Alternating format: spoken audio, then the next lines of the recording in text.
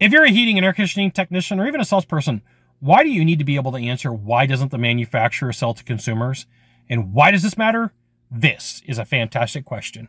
I'm Scott Sylvan Bell, coming to you live for HVAC Technician Sales Secrets on a perfect day to talk about sales and business and a fantastic day to talk about you. This video is powered by sellingtechnicians.com. All right, so there's going to be a point where you meet with Mr. Smith, Mr. Jones, Mrs. Jones, and they're like, hey, I just want to know how much this cost of this product is, or I'm going to go out and buy it on my own. Now, there are companies that do sell online. I live in California. Technically, you're supposed to have a contractor's license and a C21 to be able to buy HVAC equipment because of the charging. And so that is only one of many answers. So here's what you may not know as a salesperson, you may not know as a technician. If I want to go out and I want to buy Pyramid brand heating and air, as a company, I have to negotiate for my price. As a company, there's different levels and different tiers depending upon the vendor.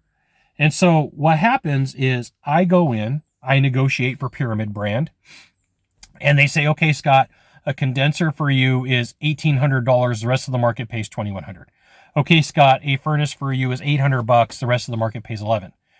You sign an agreement that you're not going to disclose what you pay because it's a proprietary agreement between you and the manufacturer.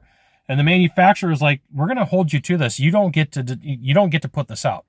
So at one point I worked for an organization where they had very specific numbers that they were able to get for financing, for easy payment plans. And it was not ever supposed to get out into the market. And a vendor took my literature off the desk, and I didn't know what he took it, and he put it into a PowerPoint presentation. And then I get a phone call from the financing company going, Scott, you broke our agreement. Like that number was never supposed to get out. You had a special arrangement. That arrangement's gone.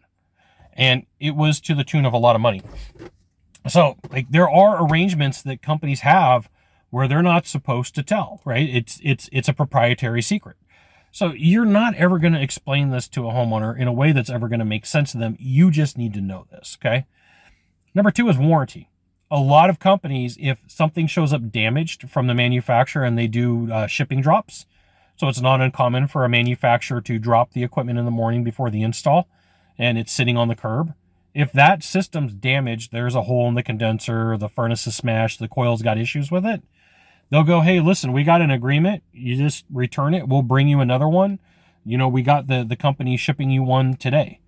If you're buying something online, whose fault is it? What's going on here? Who got it there? Like, if I didn't have the ability to go through and check it myself, I don't know what the issues are. We don't have an agreement. So the example that a lot of people use, you can't take a steak to a steakhouse and have them cook it. It just doesn't work that way. And, you know, there are people who like, well, I'm going to subcontract somebody and do it. Well, I live in California. If anything's over $1,000 for parts and labor, it can't be subcontracted. If you do not have a construction license, you need to have a general B to do that. And so like sometimes people will say, well, I've got one of those. Great. Go find somebody who does subcontracting. We don't. You have to be able to calmly and politely explain why, as a consumer, somebody can't just go online and buy equipment. Now, here's the thing. If you want to be better at sales, you want to be good at what you do, you should join my email publication, hvactechsecrets.com. I'll give you the goods, not in the Facebook group, not in the YouTube channel, which means private coaching, private training, discounted coaching, discounted training. It's an email publication. And occasionally, I try to sell you stuff.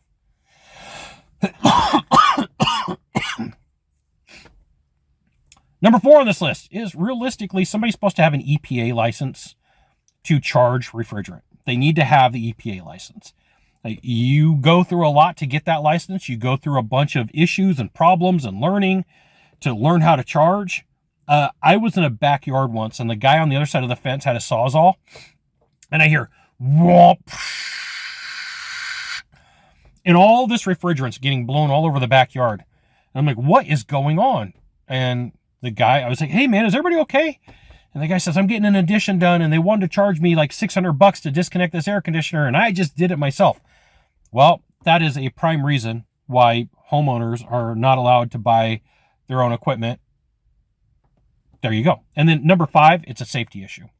You're dealing with high voltage, 220, And if you're dealing with a condenser and a lot of condensers or heat pumps, you're dealing with gas and you're dealing with voltage.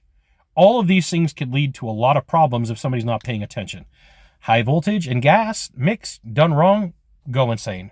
So permit departments sometimes, depending upon the state, the city, or the jurisdiction, may not allow for you to get a permit if you don't have a contractor's license. And if you're like, Scott, in my city, they do that. They allow it. I'm not saying every, I'm saying some. So you have to be able to have your coherent reason. I wouldn't start with, hey, we negotiate for a price. Don't start there. I would say, hey, listen, the manufacturers really want to make sure that, you're not going to have a problem and have a safety issue if you install this on your own. We are dealing with gas. We are dealing with high voltage. We're dealing with things that can hurt you. We're also dealing with EPA, and you have to have a license to charge a system. There it is.